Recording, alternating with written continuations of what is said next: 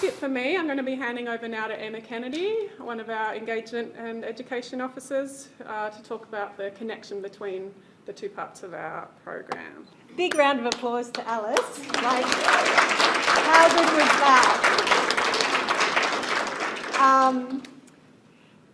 I love the fact that you combine poetry and science. Like, that's something that I think that's something that we aim for definitely in the Connect to Nature program. But I also love the fact that she was able to find an effective rhyme for impervious.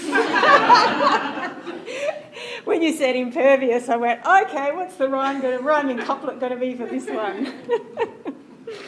So, welcome everybody. It's so fantastic to see so many faces here today, and thank you for coming along to celebrate our 25 years.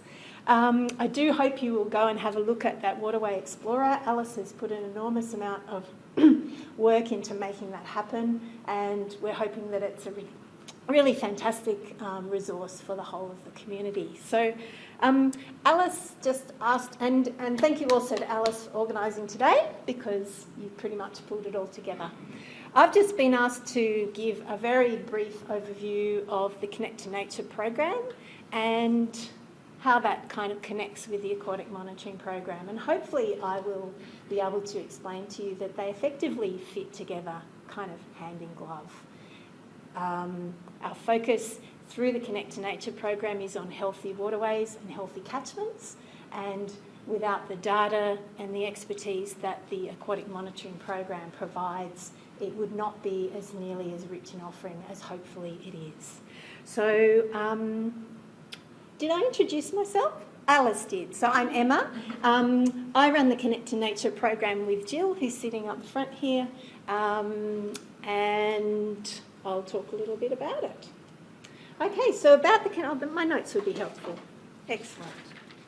Sorry, I'm just back from leave, so trying desperately to get my brain back into work mode after a week off. So what is the Connect to Nature program? Okay, so Jill and I, we both work part-time, and we work with the local schools and preschools. We work with kindergarten right up to year 12. We work with about a dozen schools across the Blue Mountains. What do we do? Well, it's actually not a one-size-fits-all program. We don't create a program and then go into schools and try and sell it to them. And I think that's actually one of our strengths. We actually co-create with the teachers. So a lot of it is about relationship building with the teachers and the schools. And then once you find a teacher who gets what we're trying to do and we feel like we're on the same page and we want to go forward with something, then we work together. And we sit down with the teachers and go, well, what is it you're trying to achieve in terms of environmental education with your students, and how can we help? How can we bring our expertise from council to help you? So the Connect to Nature program overall, we touch around 2,500 people a year, and of those about 1,200 of them are students. So I'll get you, when we started our program, we kind of had this in mind. It's a little quote from David Attenborough, who said, no one will protect what they don't care about, and no one will care about what they have never experienced. So just thinking about that for a moment, I'll get you to think back to, obviously everyone in the room here today is here because they care deeply about our Blue Mountains environment, you care deeply about our waterways, and you want to care deeply about its future. If you think back to your childhood, was there something in your childhood that might have triggered that?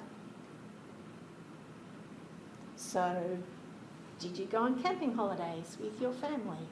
I know I did, and we went to a very special place called Pebbly Beach down on the south coast, Murray National Park. I still leave a tiny little piece of my soul there every time I go and every time I come home. And it still calls to me. It's calling to me now. We also came up to the Blue Mountains, and that's how I've ended up living here as an adult. But think about your own experience. Was there something in your childhood that touched you and that brought you to the path that you're on today? Does anyone want to share that? You don't have to. Playing stormwater drains. Playing in stormwater drains. I love it. I love it. Of course, we don't advise the kids to do that these days, but yes, I and also a lot of the kids I grew up with spent a lot of time doing that. Yes. We moved in 1972 to Sun Valley. Oh, yes. Yeah, we were the third people to move in. Oh, it was wow. amazing. Great place to grow up. Yeah, oh, just gorgeous, absolutely gorgeous. So, yeah, that's what I based all of my stuff on. Yeah. It was that experience. It was really Fantastic. amazing. We had springs everywhere. We didn't have to carry water with us anywhere. Back then, it was really nice. Yeah. And that's, you've held that. Oh, And that's influenced what you do as an adult. absolutely. Yeah, sure. Okay. Yeah, Jeffrey. I grew up in Florida, and my parents would take us camping every summer. We'd drive past Disney World. Can we stop again? No. Drive past Wet n Wild. Every theme park in the world we passed on our way to North Carolina. I saved up in the summer and bought a backpack with my own money. We hung it up in the tree to keep it away from the raccoons, and in the middle of the night we hear this deep roar, and a black bear wanders into the campsite. We slit the tent open to run out the back like they had said in the manual. The bear stood on his hind legs, pulled my brand new backpack down in the ecology backpack with a thing, put it in his mouth and walked away. Victor and I remember that to this day. Thanks to my folks for taking me camping and not throwing me into Disney World every day. And luckily you survived the black bear to be able to come and spend 22 years on our program. Well, thank you. That's definitely connecting to nature in a big way if you've got a black bear taking off with your backpack. So we've heard that anecdotally, but we know that study after study shows that having emotionally powerful experiences in nature as children is one of the most important factors in becoming an adult that cares about the environment. And so we have the incredible privilege of working most days, some days, with kids who are actually at that stage of their life when they are actively learning and developing attitudes and their ideas that they will carry on into later life. So a very privileged position that we are in.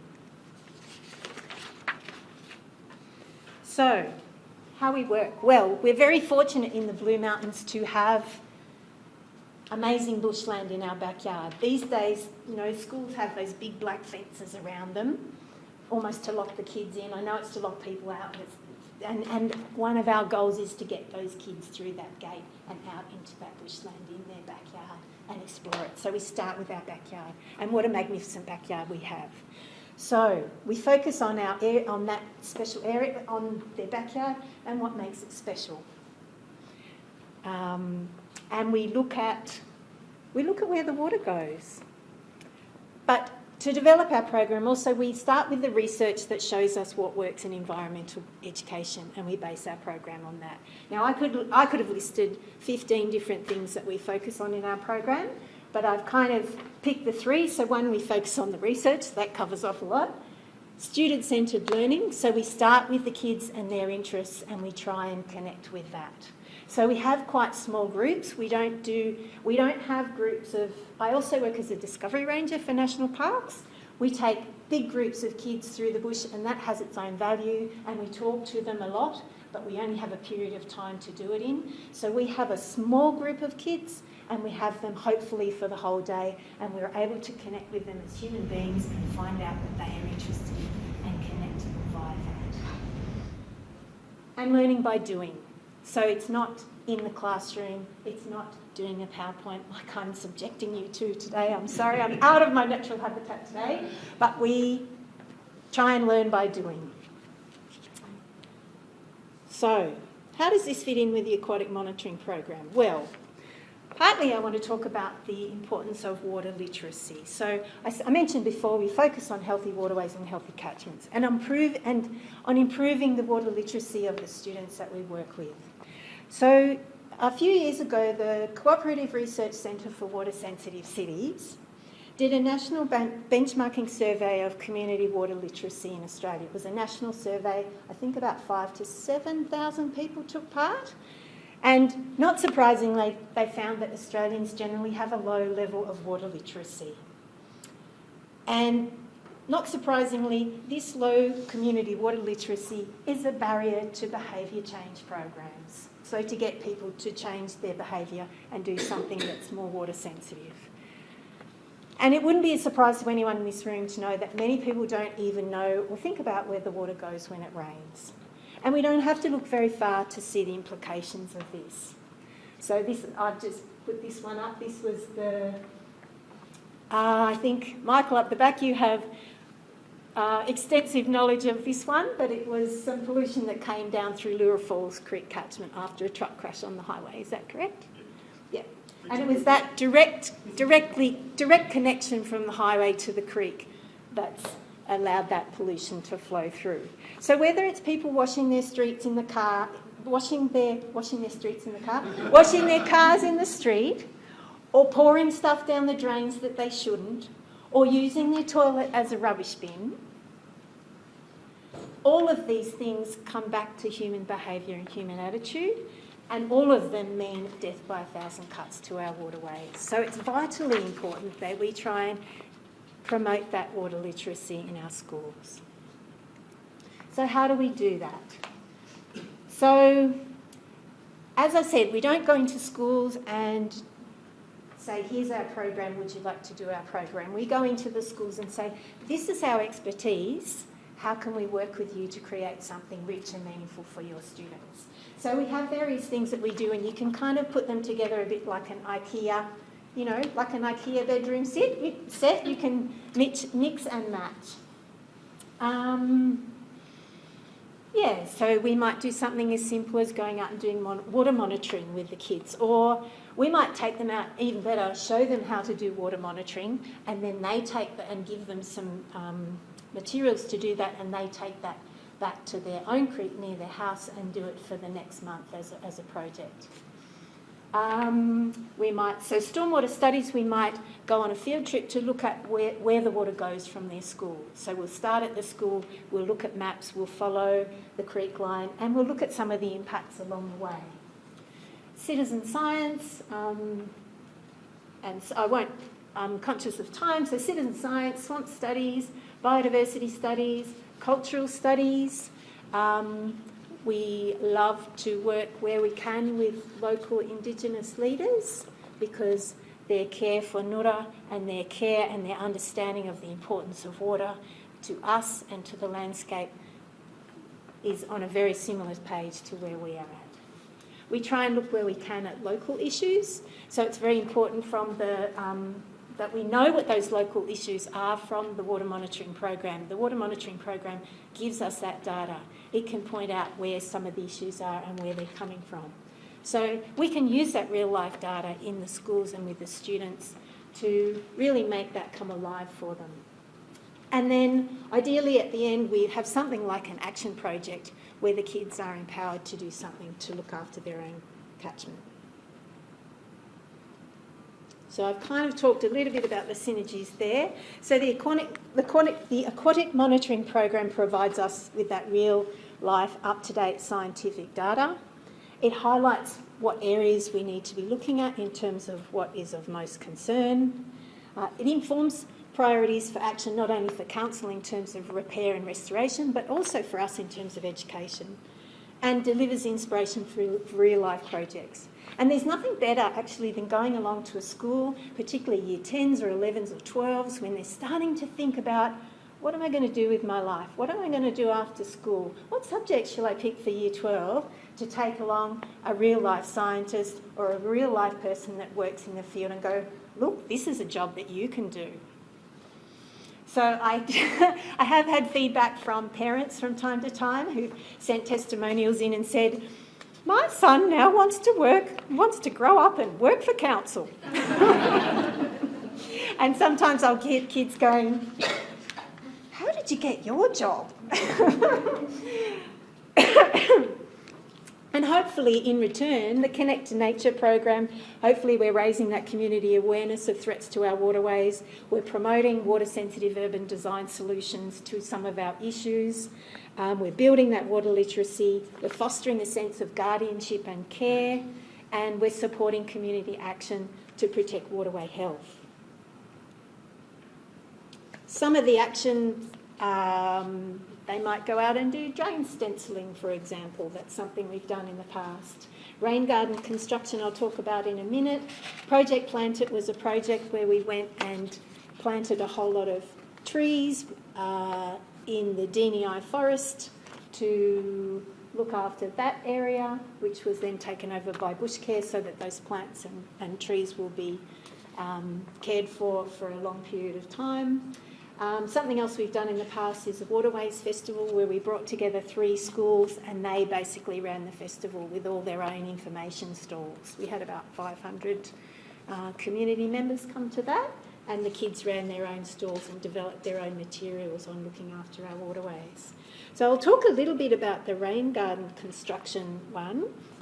So this was a project that we did with Year 8 at Katoomba High School.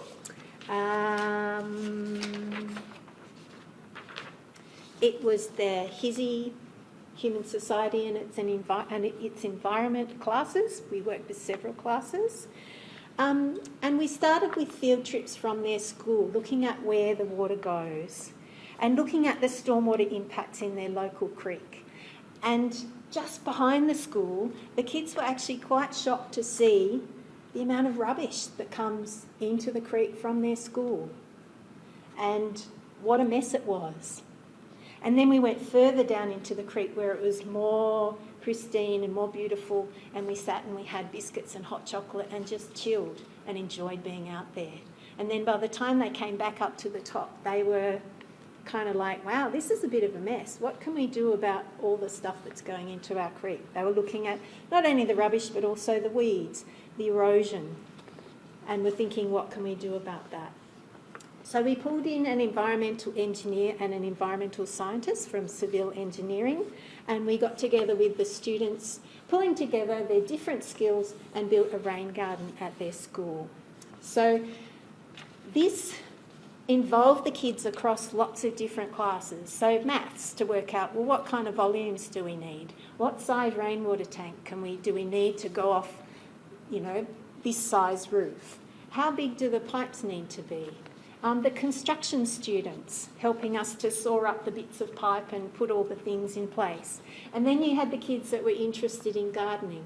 And then you had the kids that were interested in film, and they filmed the project. So what I'm going to show you now, it's quite a long film, is just a little snippet of the film that these kids put together for this project.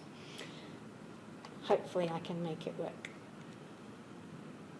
This first little bit.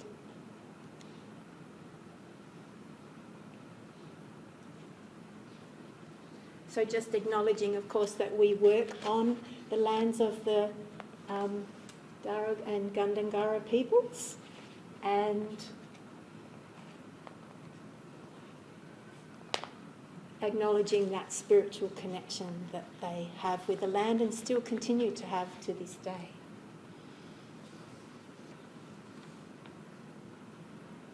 I'm Ruby Ladd, and I'm a geography teacher here at Katoomba High School. I think the council's always been amazing in supporting our school with projects, and we get to work a lot with water and ecology experts through the geography program. But we're incredibly happy and incredibly grateful to be able to collaborate with them. We've worked a lot together on fieldwork in our beautiful catchment. I think the students at Katoomba High School know how incredibly lucky and privileged they are to live in such a beautiful area, and fieldwork is a way that we see our students flourish in that environment. But this was quite special. We got the council here on our school grounds to collaborate, and it was a different learning experience for the kids. We'd been through the theory in the classroom, and then they were able to apply their skills on a hands-on experience and actually apply that knowledge of the flow of water, interconnections, nutrient loads, and actually build something that they could be proud of and walk past every day. So it was really fun.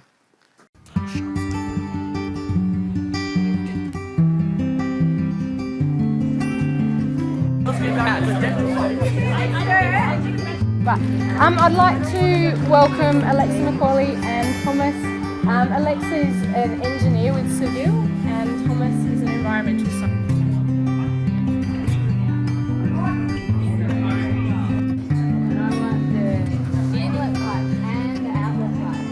My name's Alexa. I'm an environmental engineer and I work in water sensitive urban design. And so today we're building a rain garden to treat stormwater from the school roof and clean it up before it reaches the creek downstream. So it's like a garden bed, but it's a special garden bed that's designed to allow water to pond on top and then filter through the soil, where the plants will take up nutrients and the soil will soak up some of that water before it's collected at the bottom, cleaned and ready to flow downstream.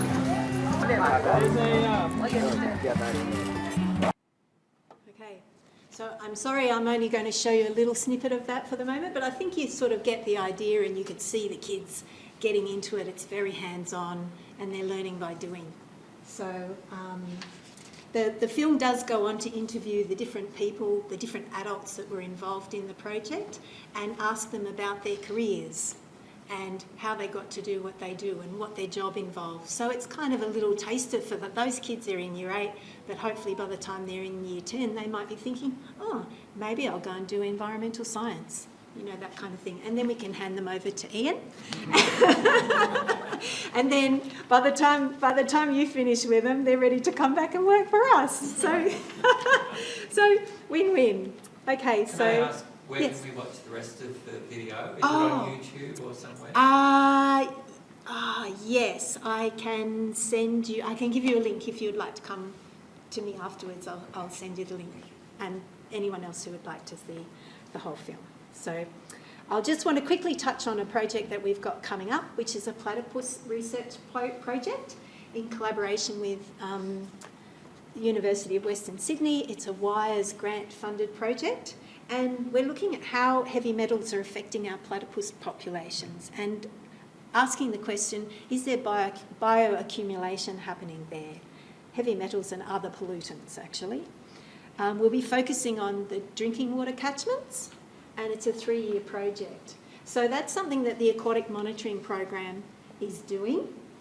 And the Connect to Nature program has stepped on board and gone, okay, well, how can we involve the kids in this project as a learning experience for them? So that we'll be recruiting kids, and they'll be going out in the field and collecting those water bugs, and those water bugs will be sent back for sampling, and they will be part of that research project. So I've also managed to talk the CSIRO Generation STEM in Schools project to come on board as a potential partner, because they do a big showcase at the end of the year where all the schools from the Western Sydney region go and display and showcase the projects that they've been working on, the science projects that they've been working on. So that's a really good example of how the Aquatic Monitoring Program and the Connect to Nature program can work together. And if we can pull in another organisation and they can event manage a massive event across Western Sydney at the end of the year, and we can take part in that, then that's a win-win-win for everyone, I think, I hope. So that's something that's coming up. And this one, this is a little bit random, but I can't leave without mentioning our Waterway snapshot. If you haven't had a chance to have a look at it, we put this out every year. It goes out to every single ratepayer. It's basically a person in the street friendly summary of the Aquatic Monitoring Program. So feel free to pick up one of those. They're on tables and things around, and have a look at those. And I'll just finish with a testimonial from beautiful Laurie Gerard from Blue Mountains Grammar School, who is one of our champion teachers that we work with. It's a bit long, but bear with me. So participating in the Connect to Nature program and having strong ties with BMCC means that our students are not only deeply connected to the Blue Mountains, but they are also advocates for it. They understand the importance of looking after their environment and how connecting with it and preserving with it can not only help the environment, but it can have a profound impact on them too. When we all work together as a community to raise awareness of the place we all share, we feel a sense of ownership and a duty to protect everything in it. So I could not have asked for a better encapsulation of what we're trying to do with the program. And I'll finish with that. So thank you very much. So yeah, thank you, Emma, for that. Yeah, it definitely, from my perspective, working with kids and community across the Blue Mountains, it feels like such a privilege to be a part of initiating those sparks that go on to who knows what it might create down the line. So to be out with school kids and be with Year 8 boys, and at the end of the day to have them say, oh, I wish that we were able to stay out here longer. I wish that we didn't have to get back to get on the bus again. So to reach those kids at that age is really something special, and I think that it's an amazing thing to be part of a program where you can spark that in kids. So thank you, Emma.